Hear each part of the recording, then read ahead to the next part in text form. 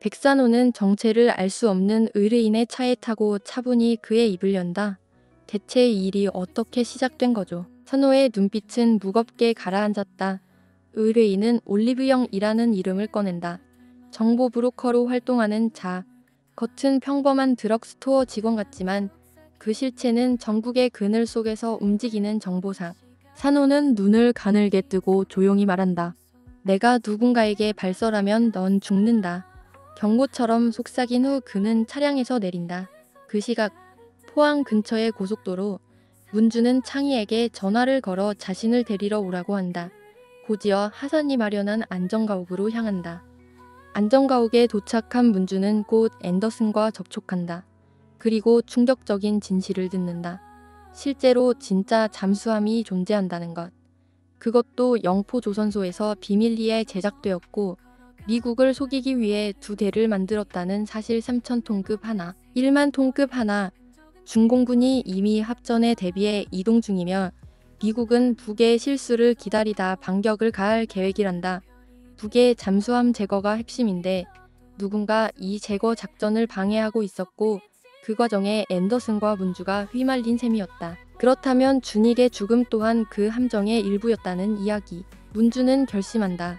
나라를 위해 진실을 밝히는 쪽을 택하겠다고. 이미지가 밀항이라도 하자고 하지만 문주는 고개를 젓는다. 그리고 창희에게 금서랑으로 갈 수 있게 도와달라고 요청한다. 그러나 금서랑은 사실 미끼였다. 그리고 그곳에서 백산호와 마주친다. 문주는 산호를 신뢰하지 못한 채 그를 몰아세운다. 왜 그때 나를 두고 떠났어? 다 알고 있었던 거지. 산호는 아무 말도 하지 않는다. 결국 문주는 분노 속에 그를 밀쳐낸다. 아무런 단서도 없이 다시 서울로 향하던 중 창희는 백산호에 대해 묻는다. 문주는 혼란스럽다. 차에서 내려 백산호가 준 폰을 들여다보며 생각에 잠긴다. 한편 백산호는 문주의 안위를 위해 모든 경로를 추적 중이다. 그 시각 강한나는 어떤 위협을 감지하고 대비책을 세운다. 문주에게는 한 변호사, 김호세가 나타난다. 그는 아르헨티나에 위치한 페이퍼 컴퍼니에 2조 원 규모의 비자금이 있으며 이를 노리는 스텔라 영이라는 여성이 존재한다고 말한다. 그리고 그녀가 준익의 아이를 낳았다는 강한나일지도 모른다고. 문주는 김우세와 계약을 체결하고 모든 조사를 맡기기로 한다. 그때 강한나는 서문주의 녹취 파일 유출 혐의로 법정에 출두하게 되고 유산을 빼앗기 위한 음모를 세운다. 그러나 그 배후엔 이목선이 있었다. 문주는 김우세의 설명 속에서 이상한 김새를 느끼고 비자금의 흐름을 추적해달라고 한다. 강한나는 집으로 돌아오고 그때 백산호가 그녀를 찾아온다. 산호는 충격적인 사실을 전한다.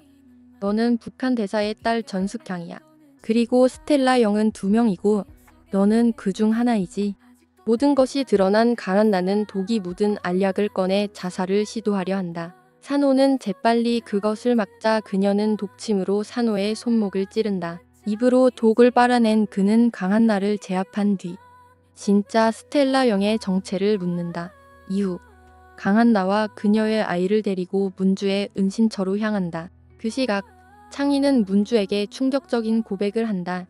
자신이 문주의 위치를 도청해 유목선에게 알렸다고. 백산호는 국정원장 유은하를 찾아가 그에게 묻는다. 왜 우리를 간첩으로 몰았습니까? 유은하는 냉정하게 말한다. 너희 같은 자들이 국익에 방해가 되기 때문이야. 백산호는 단호히 말한다. 진짜 간첩을 잡게 도와줄 테니 날 쫓는 걸 멈춰라. 한편 이미지에게서 노 작가 임두진 소장이 석방됐다는 소식을 들은 문주는 그를 찾아간다. 그러나 임두진 역시 문주의 함정이었다. 그의 책에 새겨진 각인을 통해 그도 한패였다는 것을 깨닫는다. 문주는 권총을 꺼내고 임두진에게 묻는다. 당신이 간첩인가? 그 순간 임두진의 주머니에서 진동이 울린다. 준익의 명함과 한계. 그는 말한다. 나는 국정원의 간첩 사냥꾼이다. 준익을 그가 간첩으로 만들기 위해서 증거가 필요했고 문주의 아버지 서영식의 과거를 이용하여 문주가 금사랑에서의 북으로 밀항하려 했다는 것으로 만들어 문주를 북의 간첩으로 만들려는 계획이었다. 문주는 증오에 휩싸인다. 임두진은 달려들며 총을 빼앗으려 하지만 그 순간 백산호가 나타나 그를 제압한다. 그리고 전화로 금사랑 계획이 실패했음을 밝힌다. 문주는 이목선을 함정으로 유인한다. 백산호는 준익의 아들을 빼돌리고 문주는 이목선과 마주한다.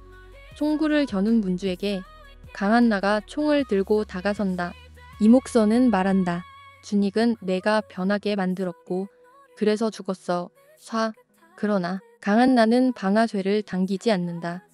그 순간 창희가 나타나 이목선을 겨눈다. 당신이 준익을 죽였어. 바로 그때 경찰 특공대가 들이닥치고 유은하가 외친다.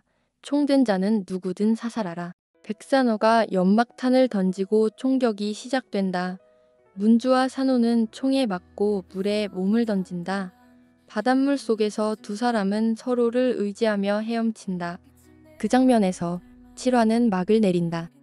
여러분, 여기까지 보시고 어떤 생각이 드셨나요? 결국 이 모든 비극의 뿌리는 권력을 쥔 자들의 끝없는 욕심이었죠. 남과 북의 분단. 그 뒤에 숨은 계산과 탐욕이 지금 이 순간까지 우리 사회를 병들게 만들고 있다는 사실 가슴이 먹먹하지 않으신가요? 우리는 그동안 믿었습니다. 그들이 나라를 위해, 국민을 위해 일한다고. 하지만 이제는 알 것 같습니다. 우리가 언론의 노예가 되어 그들이 던지는 말 한마디에 가스라이팅 당해왔다는 거요. 진실은 늘 감춰져 있었고 우리는 그 거짓의 안개 속에서 헤매왔던 겁니다. 하지만 이제는 다릅니다. MZ세대 그리고 깨어있는 시민들이 이건 아니다라고 외치기 시작했습니다. 그들의 목소리에서 나라를 진짜로 구하려는 뜨거운 의지를 느낍니다. 여러분은 어떻게 생각하시나요? 아직도 언론을, 정치 장사꾼들을 믿고 계신가요? 우리가 깨어나야 나라가 바로 섭니다. 이제는 우리가 진실을 보는 눈을 가져야 할 때입니다. 여러분의 생각 댓글로 남겨주세요. 당신의 한마디가 진짜 변화를 만드는 시작이 될지도 모릅니다.